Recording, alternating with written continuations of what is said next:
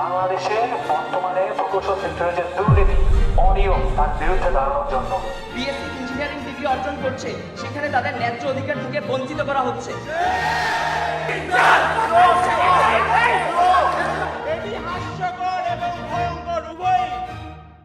আচ্ছা, আমি আপনাকে একটা প্রশ্ন করি, বাংলাদেশে আসলে কে ইঞ্জিনিয়ার? যে ডিপ্লোমা করেছে সেই ইঞ্জিনিয়ার, নাকি বিএসসি ইন ইঞ্জিনিয়ারিং ডিগ্রি অর্জন করেছে সেই ইঞ্জিনিয়ার?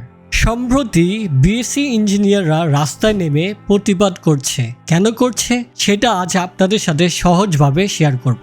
আমার নাম নাফি, আমি একজন স্ট্রাকচারাল ইঞ্জিনিয়ার। চলুন আমরা এই কোটার বিপক্ষে বিএসসি ইঞ্জিনিয়ারদের আন্দোলন নিয়ে বিস্তারিত আলোচনা করি। প্রথমে দুজনের পার্থক্যটা ক্লিয়ার করি। ডিপ্লোমা টেকনিশিয়ান এসএসসি এর পর 4 বছরের ডিপ্লোমা ইন টেকনোলজি প্রোগ্রাম করে। কাজ করে মূলত সাইটে সুপারভিশন, সার্ভে এবং মেইনটেনেন্স রিলেটেড টাস্ক। আর বিএসসি ইঞ্জিনিয়ার এইচএসসির পর 4 বছরের ব্যাচেলর ইন ইঞ্জিনিয়ারিং করে। এরা করে design, analysis, code compliance, certification and salinity check, মানে এরা ডিসিশন মেকার। এখন আসি সরকারি চাকরিতে। বাংলাদেশে গ্রেড 10 হলো সাব অ্যাসিস্ট্যান্ট ইঞ্জিনিয়ার, এখানে ডিপ্লোমা হোল্ডাররা ঢোকে। গ্রেড 9 হলো অ্যাসিস্ট্যান্ট ইঞ্জিনিয়ার, এখানে নতুন বিএসসি গ্র্যাজুয়েটরা ঢোকে। সমস্যা হচ্ছে অনেক অফিসে গ্রেড 10 থেকে সরাসরি গ্রেড 9 পদোন্নতি দিয়ে ফেলা হয়। এর ফলে নতুন ইঞ্জিনিয়ারিং গ্র্যাজুয়েটদের সুযোগ কমে যায়, কখনো আবার বিজ্ঞপ্তি দিয়েও বাতিল করা হয়। আরও অন্যায় হচ্ছে বিএসসি ইঞ্জিনিয়াররা গ্রেড 10-এ আবেদন করতে পারে না, কিন্তু ডিপ্লোমা টেকনিশিয়ানরা পারে। এটা তো সাব বৈষম্য। এবার আসি ইঞ্জিনিয়ার উপাধি প্রসঙ্গে। বাংলাদেশে একজনকে ইঞ্জিনিয়ার বলতে হলে স্বীকৃত বিশ্ববিদ্যালয় থেকে বিএসসি ইঞ্জিনিয়ারিং ডিগ্রি থাকতে হয়। এই ডিগ্রি শেষ করলে তিনি আইবি ইনস্টিটিউট অব ইঞ্জিনিয়ার্স বাংলাদেশের সদস্য হতে পারেন। বিএইটিই দেখে নেয় বিশ্ববিদ্যালয়ের কোর্স আসলেই আন্তর্জাতিক মানের কিনা।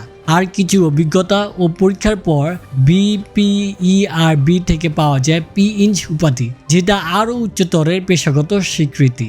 কিন্তু অনেক সময় দেখা যায় ডিপ্লোমা ডিগ্রিধারীরাও নিজেদেরকে ইঞ্জিনিয়ার বলে পরিচয় দেয়, যা সঠিক নয়।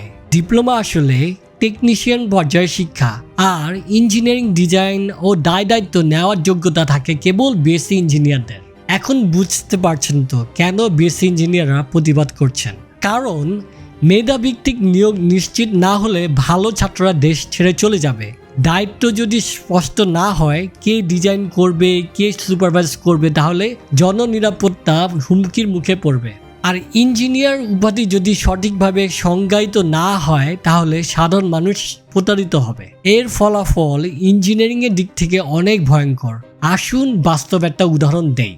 বাংলাদেশ ন্যাশনাল বিল্ডিং কোড অনুযায়ী বিল্ডিং ডিজাইনে অবশ্যই নিবন্ধিত ইঞ্জিনিয়ারের সাইন থাকতে হবে। কিন্তু বাস্তবে কি হয়? অনেকে যায় ডিপ্লোমা টেকনিশিয়ান বা নন লাইসেন্স কারো কাছে, কারণ খরচ কম। ফলাফল ভুল লোড ধরা হয়, সিসমিক লোড উপেক্ষা করা হয়, স্ট্রাকচারাল প্রিন্সিপাল অবহেলিত হয়, আর শেষে ধস বা ফাটল। মানে আপনি ভাবছেন সস্তায় করেছেন, আসলে করেছেন সবচেয়ে দামি ভুল। তাহলে সমাধান কি? স্বচ্ছ পরীক্ষা ও নিয়োগ, ইঞ্জিনিয়ার উপাধির আইনি সুরক্ষা, ডিপ্লোমা থেকে বিএসসিতে ব্রিজ প্রোগ্রাম, আর জনগণকে সচেতন করা যে কম টাকায় ডিজাইন মানেই ভালো নয়। ডিপ্লোমা টেকনিশিয়ান আর বিএসসি ইঞ্জিনিয়ার দুইজনই জরুরি, কিন্তু দায়িত্ব, যোগ্যতা আর সীমারেখা পরিষ্কার না হলে ক্ষতি সবার। আপনি যদি একজন সাধারণ মানুষ হন, তাহলে জেনে রাখুন, একটি বিল্ডিং কেবল সুন্দর হলেই হবে না, তা স্ট্রাকচারালি সেফ কিনা তা দেখাও জরুরি। আর এর জন্য দরকার কোয়ালিফাইড ইঞ্জিনিয়ারদের মূল্যায়ন।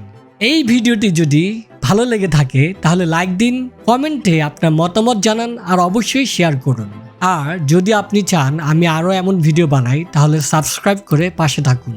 সেফ ডিজাইন অ্যান্ড কনস্ট্রাকশন নিশ্চিত করতে আমরা একসাথে কাজ করব ইনশাল্লাহ।